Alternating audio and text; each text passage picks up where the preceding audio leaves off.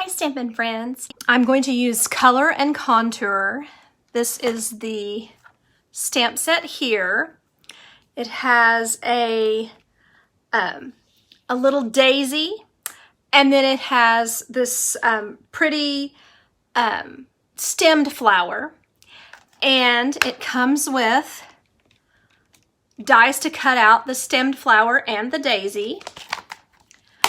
But it also comes with these scalloped rectangle designs. So there are 5 of these. So one is small enough to cut out some sentiments, and the largest one is great for actually the entire front of a card or the inside of a card.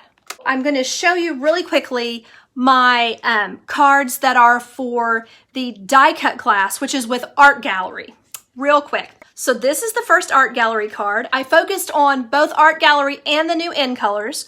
So this is the polished pink with the soft succulent. So that's the colors I used for this card. I put a lot of little bling kind of all over. So this is just want to say happy birthday. So I thought this was a good simple set to use, and people can make the card be whatever they want it to be. Just want to say, you know, whatever. I'm sorry, any of the things that that are with this stamp set, because this is the one where I give you the things, but you stamp your own images for the main colors. So, I mean, main cards. So then I wanted to show you also that this uses those dies, and then I put this on the inside. I think that really kind of jazzes up the inside, and it's basically your own crank time is all that causes. And then here it is with the gosh, I'm gonna forget the name of it, Fresh Freesia, and then the background color is the Evening Evergreen. So I did still use this soft succulent for the leaves. So this one is I'm Thinking of You. So and I tried to use plenty of embellishments on these and plenty of ribbon so that the people who choose this card can get enough of the new things on their stamps. And then this last one is the kind of the main image with the pale papaya. So then it has congratulations, which of course you could use the happy birthday, no problem. And then I use those new genial gems on there. I think people will enjoy having those, I think. So, and then again, putting the pretty liner inside. So I think that just kind of makes it kind of all sort of go together, and gives you some new things with a stamp set that is in the January through June catalog, but is also in the new catalog. So those are I hope to have those up tomorrow, but we'll see. Those are the cards I'm ready to get onto this color and contour. So I've done some things ahead for this, and then I noticed that I probably want to show you how I did some of this. So I'm going to do some stamping and some general kind of just showing you how I've used the set. So I stamped it once in the Memento Black, and I was considering all the ways that I could color. So I was thinking that it would be pretty for this one to color using my light and dark Old Olive. I'm just kind of adding a little bit of color here, kind of on the sides of the stem, kind of going up like that. And on all of the places where I think that things are green, just kind of going in there and adding color. And this is my light Old Olive. And then I got out my light and dark Pale Papaya for this one. So I wanted to color the bud in the dark, because sometimes when things are buds, they are darker than the flower when it buds out. So then I'm going to just do some tracing here with the dark. And I think this is something that's quick enough that you could do it for making several cards the same. I try to be mindful of that, but sometimes I get carried away. So there's that. Kind of, I think on this, that when you're coloring, this comes with a stamp that will stamp right on this, and I'll show you that too. But I just kind of like to show that it's certainly possible to use your blends for this as well. So just as easy. Okay, now I'm using the light pale papaya.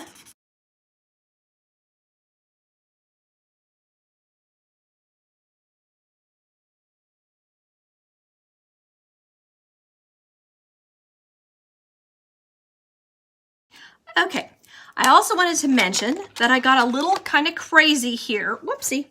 And I didn't quite cut this out completely. So a lot of times when that happens, you can just take the end off. It's not a lost cause. So something to think of there. And then I wanted to show you this is one of the, let's see, I'm going to show you in the, well, if I can find it. I wanted to show you, but this is apparently the only color that I cut it out in. This is the second to the largest one. And I think this looks really striking. I would probably go ahead and mat this on black. Maybe put some of our black sparkly organza ribbon, that has the little glitter in it. It's from Halloween, but it carried over. So I was thinking that would be a pretty one to put on here, and maybe just a couple of those genial gems. Now, one thing I wanted to show you about the genial gems, if I can find them, sometimes you have to watch what color you put them on, because it can cause you to sort of lose the color a little bit. So let me see here if I can get one to show you. So, like if I put that on black, you can just barely see it. But if I put it on white, it really pops. And I don't know if of course it's cloudy here, so I'm not sure that will show it quite as well. But anyway, if you put this on green also, it can kind of almost completely lose the color. So I just wanted to mention that just for as you're going through and planning your cards with these, that it is kind of best to put these on white because they are so light and pretty. Okay, so that is one general idea here. And then I wanted to show you how I stamped this little stemmed flower. So what I did was use the Granny Apple Green for my stem, kind of like that. And this is probably going to be a little dark because I just thought, I don't think I got the black off of this because I think I colored it last. So whoopsie, we'll get to giggle at me on this. Okay. And then I used I can't remember the name, guys. How has that already happened? The polished pink. Always want to use the side of the marker. This is the Stampin' Right markers that are water-based, whereas the blends are the alcohol-based. So I always want to use the side of this so that I can not have the end messed up. And if you think you've got too much black on here or some other color, you can just go like this and get a lot of the color off and then go back over. That's what I'm doing here. So this is probably going to have quite a bit of black in it. So we'll act like we want it that way, and then we'll remember how it looks over here. And what I'm going to do is just kind of huff on this, which is like just not blowing, but going, so kind of like if you were trying to clean your glasses. And then make sure my paper does not have too many smudges. And so imagine that is brightly colored, and I didn't do that. I wanted to show you the filler flowers. So this was what I consider the filler flowers, and that comes with this set. And then I just want to use my pink and polished pink. But what I would recommend doing on this so that you end up with a light enough color is inking it up, and then just, you remember how to just stamp off like that. And then huff on it. And then add this on here. You kind of have to look what you're doing there and get it in the right place. So there you go. You can see how that looks when you have it stamped off once. I think it helps quite a bit. Makes it look a little softer. Okay, so let me put my pink away for a second. And imagine, let's see here. Let me imagine the pink.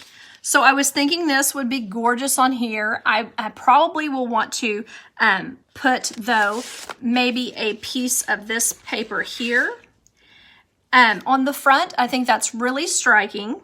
Now, it would be really pretty to just stamp this on directly on this card. I think you could just stamp it on here as well, and possibly when you put your ribbon on, weave it through these little pieces around the bottom. Let's see if I can show you that. I'm not sure I can. But imagine like weaving it through here. So like you could put it through this piece and tape it on the back, and then put it through the same on the, the opposite on the other side. If I can get a hold of it. My thumbnails are not very long right now, so it's holding me back. Okay, and then imagine putting the a bow, a matching bow, just right on there. I think that could be really cute.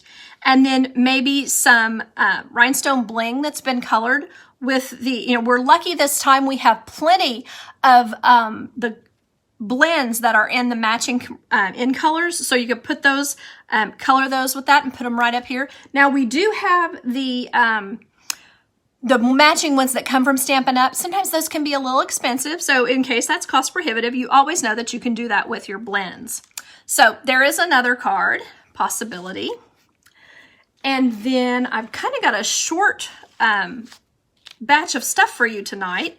I wanted to show you that I had run this all the way around. This is the gingham, and I think it may be supposed to be Bumblebee, but I like it with the Daffodil Delight. So you can see that I ran this through here, and of course I did it the opposite way of what I should have. If this were the front, this would be perfect, the way I've done this, to tie a bow at the bottom. But because I didn't, this is actually perfect to just make it look like it's symmetrical is my point. Every one of these little holes is filled, so that will look super cute. So what I'm gonna do is just, it does take a minute, so it's like a perfect thing to do while you're watching TV.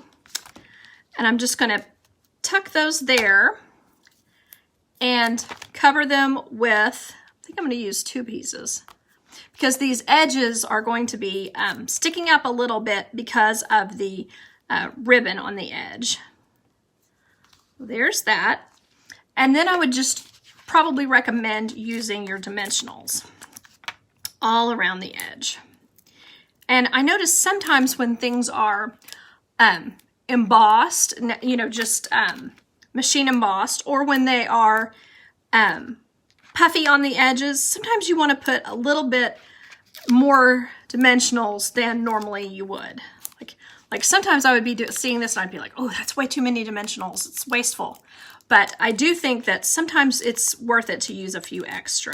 All right, let's see. Did I get all of those off? Nope, there's one right there. Okay.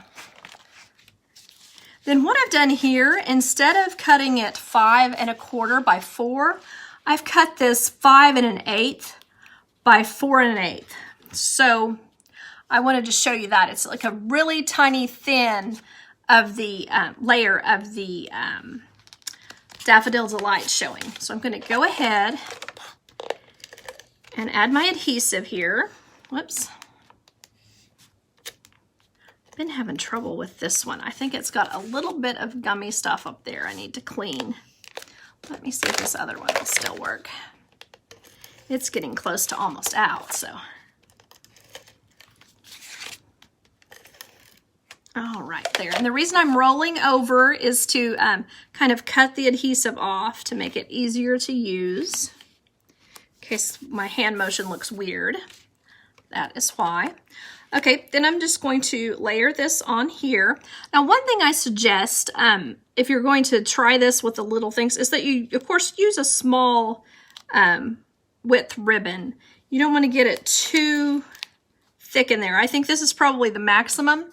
Possibly the twine would look really good, and that could be really nice on there. Okay, so now I have this adhered to my card, and then I would, of course, because, we like how this looks. I would put this on the inside as well, just to kind of make it look pretty.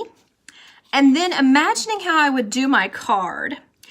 What I did here was I just stamped only the green. I did that with a marker, and I didn't put any over here. So because what I was imagining doing is putting this on here like this. Just kind of a way to, you could certainly make a little cluster of these guys over in the corner, put your sentiment, let me show you what I mean. Make a cluster, put your sentiment, you know, over here, and make that kind of a look. But what I wanted to try was using this stem for both flowers. So what I suggest is cutting this off where the other flowers would be, just like that. And then get my trash out of the way. Oops, let me turn this around. And then imagining that there. So I'm going to go ahead and cut this top part off. Don't necessarily need to cut all of this off. You can leave some because that'll give you something to put your green glue on, your mono multi green capped glue. So then I'm just going to go ahead. Now I may want to wait to do this because it might look really pretty if I put another layer here of the in the yellow. Wouldn't that be pretty if I did that? I wanted to show you this. I had so many things I wanted to show you. I hope I don't forget any. When you're using this layer and you're going to cover it up with something like another layer, another color, you can always cut out the middle, you know that, to save paper. And it makes it really, makes you really get your money's worth out of your paper, because what you would do is cut your paper in another color to put over the top. So I think those will look, I meant to do that, and I'm sorry I didn't get around to it, but like imagine if this was cut to the right size. There we go. That shows you. Let me see. I've got my cutter here. I bet I can do that real fast. Let's see. I may have already cut that too small. Nope, I did it just right. And I need about 1/2 inch off. I think this color is actually Flirty Flamingo. It just was laying here. A little bit more.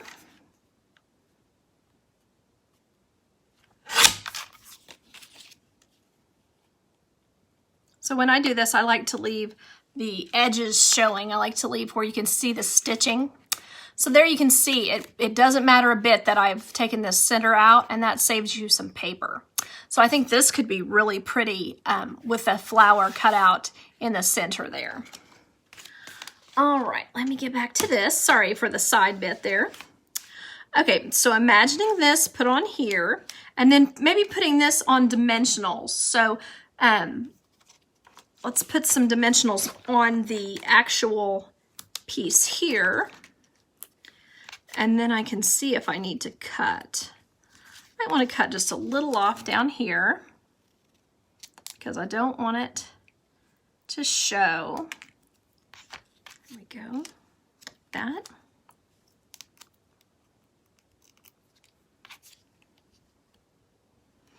And this one is pretty easy. I don't know if you've noticed, it has this right here has a kind of a double petal, and the way that this is laid out, it is really easy to see where your die fits on.